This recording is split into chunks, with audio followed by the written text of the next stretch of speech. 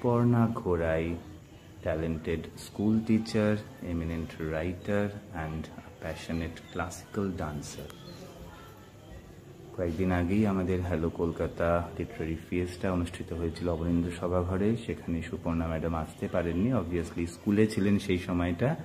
আজকে তাই ওনাকে অনুরোধ করেছিলাম হ্যালো কলকাতা ফোরামে আমাদের অ্যাপ্রিসিয়েশন অ্যান্ড সার্টিফিকেট, যেটি সিদ্ধার্থ সিনহা আমাদের সুপর্ণা ম্যাডামেরই হাজব্যান্ড, তাকেই রিকোয়েস্ট করব তুলে দিতে সুপর্ণা ম্যাডামকে memento of appreciation and certificate of appreciation on behalf of hello Kolkata.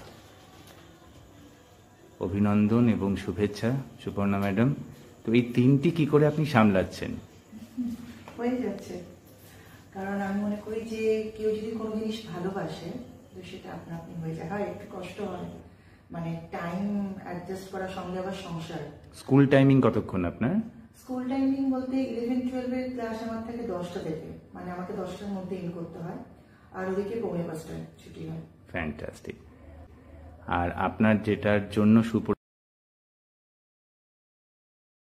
বিভিন্ন সংগঠন থেকে, বিভিন্ন সংস্থা থেকে আপনি সম্মানিত হন এজ আ রাইটার, 7টি বই আপনার প্রকাশিত হয়েছে, তার জন্য আরেকবার congratulations and best wishes for your next write up also.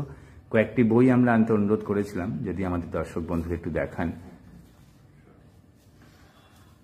দৃশ্য না অদৃশ্য, লাস্ট ইয়ার বইমেলা থেকে বেরিয়েছে।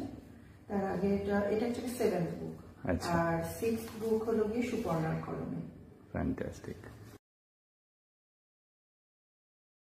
শ্রীদীপা রায়, এটা 4th নিশুতিরাতের কান্না, আর এটা থার্ড বুক ভিন্ন সাদের গল্প। সবগুলোই হচ্ছে ছোট গল্পের সমষ্টি, একদম মূল গল্প, আর সব রকম টপিকের উপর আপনি লেখেন তো? রিয়েল লাইফ একদম, আর কিছুটা কাল্পনিক।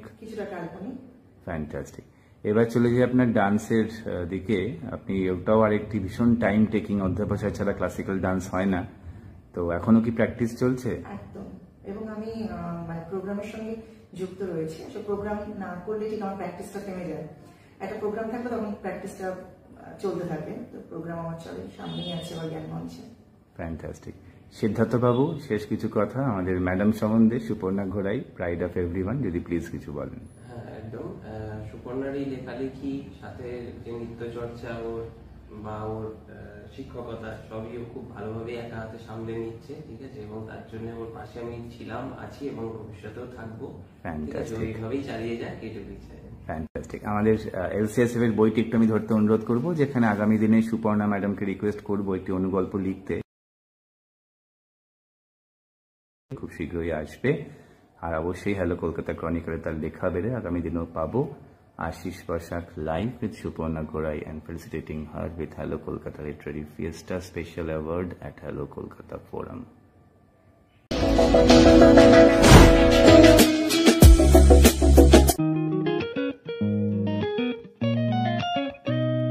লিনিংস ফাউন্ডেশনের উদ্যোগে বেহালাতে নবপল্লী দাসপাড়া নবযুবক সঙ্গে অনুষ্ঠিত হলো একটি সুন্দর অনুষ্ঠান।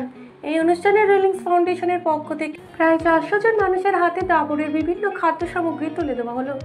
রিলিংস ফাউন্ডেশনের সভাপতি শ্রী নির্মল গাঙ্গুলি বললেন যে ওনাদের এই প্রতিষ্ঠান সারা বছর বিভিন্ন সামাজিক কাজ করে থাকে, বিশেষত এই রাজ্যের বিভিন্ন প্রত্যন্ত অঞ্চলে গিয়ে ওনারা বিভিন্নভাবে সমাজের কাজ করে থাকে।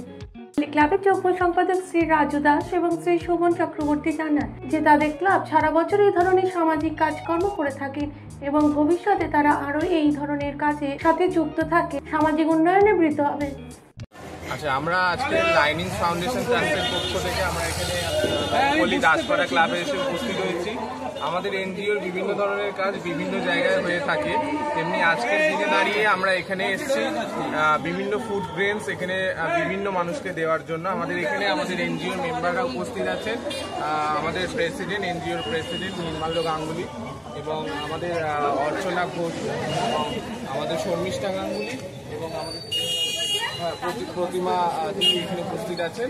তো আজকের আমরা এখানে প্রায় 500-র বেশি মানুষকে আমরা এখানে বিভিন্ন ধরনের ফুড গ্রেনস দিয়েছি, যেখানে জুস আছে, যেখানে আমাদের টুথপেস্ট আছে এবং আরও বিভিন্ন কিছু আছে, যেটা আমাদের ডাবরের সহযোগিতায় আমরা এই জিনিসগুলো এখানে দিয়েছি। এবং এছাড়াও আগেও এখানে আমরা একবার দিয়েছি এবং পরবর্তীকালেও আরও দেব।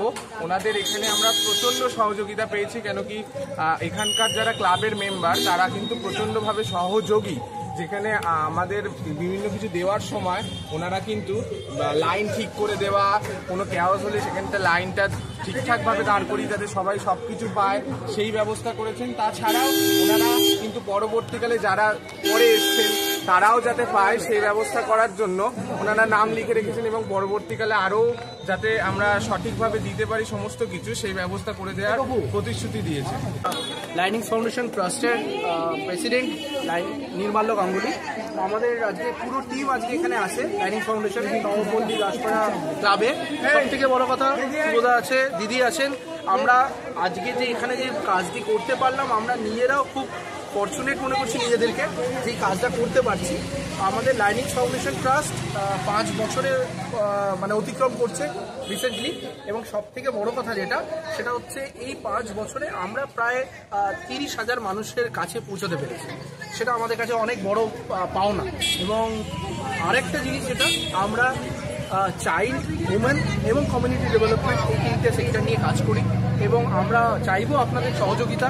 যেরকমই নবপল্লী দাসপাড়া নবযুবক সংঘের পক্ষ থেকে আমাদের ক্লাব সেক্রেটারি রাজু দাস এবং আমি দুজনে মিলে ধন্যবাদ জানাচ্ছি লাইনিং ফাউন্ডেশনকে আমাদের এখানে এসে এই কর্মকাণ্ড করার জন্য।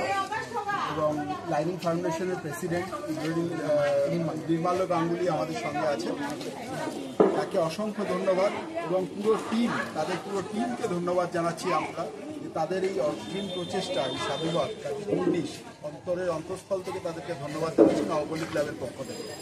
আশা করছি আমরা আরও এই ধরনের অনুষ্ঠান